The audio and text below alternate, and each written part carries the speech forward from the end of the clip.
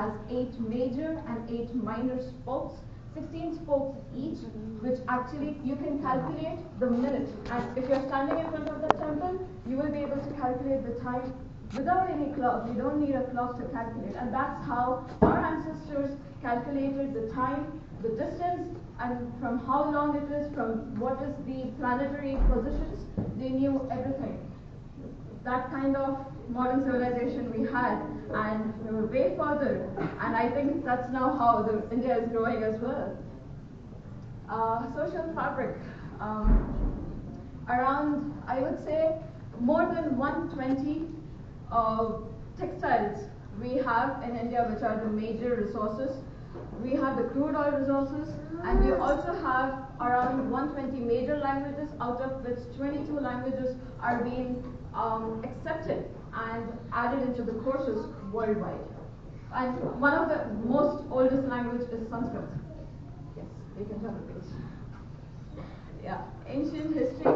So I'm not sure how this much is visible to you, but yeah, we have the 5,000 years old history here, the Gupta Empire, and the invasion of the British rule, and the freedom movement and independence. So during the invasion of British rule, we had the freedom movement done by and led by Mahatma Gandhi. And if you see any Indian rupees note, you will see his face in any of the rupees notes. So 10, 20, 100, you pick any one of it. You will see his face, and he was the one who said and believed that when you want to defend your country, or when you want to let the invaders go out of your country, it should never be a violent move. It should be based on satyagraha. Satyagraha, satya means truth, and agraha means persistence. So you hold the truth, and without any violence, you just ask them to leave, because that is your place and that is your country. Yes, you can move. Okay, the land masses, I think. Okay, the diversity in landmass. So top starts with the snow. We have snow mountains, the Himalayas, and coming down we have the 3 main rivers, Indus, Brahmaputra, and Ganges. Ganges is Ganga, and all these 3 rivers, they are being worshipped, and as well as most of the civilizations is beyond or around this rivers. And coming down to west, we have the Thar Desert in Rajasthan. Still in middle, we have Madhya Pradesh, where there is lush jungles. In east, when you go to Bengal, you have the Royal Bengal tigers, and in even more east, near to Arunachal and Assam, you have mountains, and they are all the wettest places, and they have the tea agriculture prominent over there. Yes. And yes, we have the forts. I mean, the structures and all that we've made, and right now even to make a 10th floor or a 10-story building is so hard for our civil engineers. Can you imagine, without anything, without any technology, 5,000 years ago they had made so many of the structures and carved out from stones, from mountains, and I would say an exact physics viewed based on science and physics, and on an exact everything has been so to the point where it's not even a 1 inch here, not a 1 centimeter there. So that's the perfection we had. Okay, this is, I think, the intellectual heritage we have. Okay, so right now all the students right now here, who are in school, you guys have books, right? That's the way you learn chapters, courses, syllabus. You know what we had 5,000 years before? We had Vedas, and those Vedas are called as Chatur Vedas, in which you learn about every single thing and how to live your life in the most useful way and the most resourceful way. Where we had the 4 Vedas here is Rig Veda, Sam Veda, Yajur Veda, and the 4th one is Atharva Veda. So you learn about literature, you learn about medicine, you learn about everything that you need for your day-to-day lives. And that's how our saints and our monks before used to teach, and they wrote this Vedas as an original Sanskrit text, so that any of the followers who learn this, they will get to know, okay, this is how you live the life.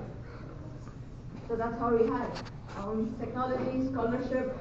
Yes, we had medicine. So medicine, Chakaraka, he is known as the father of medicine, And there's also a term, I'm not sure if I pronounced it rightly, but that is known as father of surgery. So surgery was initially invented during Indus Valley civilization, where there were diseases and they knew that they had to, cut the parts so that the diseases are gone away, and they did that just even before the invention of where we don't have doctors, we didn't have anyone, but we had this. So, yes. Okay, the wonder of cuisine. Okay, cuisine, yes. This is my favorite topic, food. Just love food. So, we have multi-spices. That's the origin where India is covered with spices, and most of the spices are grown in South India with cardamom. We have cardamom, we have cinnamon, everything that is grown freshly. There's a large plantations all over around it, and those spices are being transported to all over the world, including even in India we're using those spices. And using those spices, every culture has its own staple food, staple recipe, and especially I'm Gujarati, so we have a word called chappan board, where we have 56 items in a single platter, I would say, a platter or just a lunch. We have 56 items, and that were initially during the kings and queens, they were being served. And right now, I don't know why our appetite has gone so low, but then right now, if we just eat one thing and we're done. But they could have 56 items, so that's new.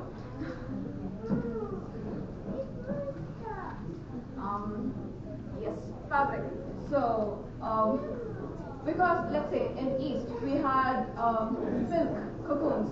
So silk was mainly from the East side. In West side we had the farms that actually produced. I forgot what was that, but yes, we had the blue colored ivory color that was invented from the seas, and they had come from the West. So most of the invasion was due to the spices, was to the textiles. This is why many of them, since India was such a diverse land and we had so many reserves, there were many of the times where we had invasions. It's not just British, it's Turkish, British, there are so many from Mughal Empire. So we've been invaded plenty of times for them to steal our resources. And India is one of the largest democratic country in the world, my bad. And it's amazing to explain this in a place like this where everyone here is from different places, and we can from India, it's a secular country as well. So four religions were initiated from India. That was Christianity, Judaism, and Sikhism, and Jainism, and Hinduism. So these were all the religions, and we still have all the people, and we have temples, churches, mosques, and everything in India, and everyone stay together in one under umbrella and a country called India. Yeah, I think India is the living diverse, and I think this is the last page, right? Yeah. And this is here. I end this trip to India. I hope you all enjoy. And for more information, please ask any one of us. They will let you know about India, and obviously you can Google it. Thank you so much.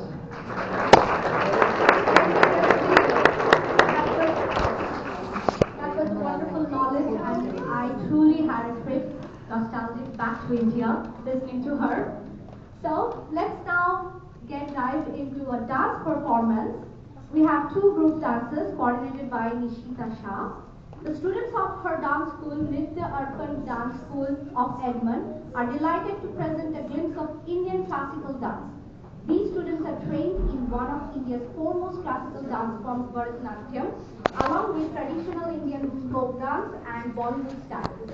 With that, let's begin the show. The first one is Alariku. It's an embark on a journey with us into the heart of Indian classical dance as their students present Bharatanatyam.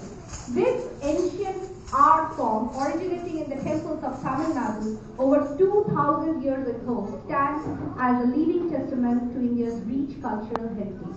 Mastering its intricate technique and expressive depth requires years of dedication and discipline. The participants' names are Nidhi Anadani, Shruti Desai, and Rajvi Tiwari.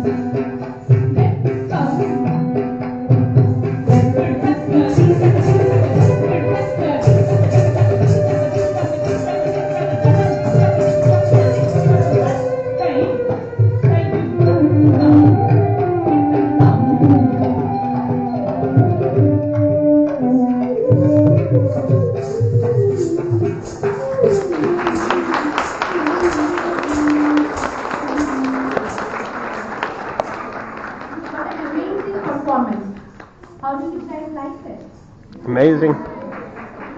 Thank you for performing this and bringing this energy to the stage.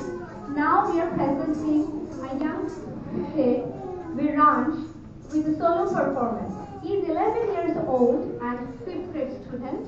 He is delighted to present a beautiful Hindi song for you this evening. We hope you enjoyed his performance of Tum Hi Ho from the movie Ashiki 2, originally sung by Arjuna. Let's give him a big round of applause.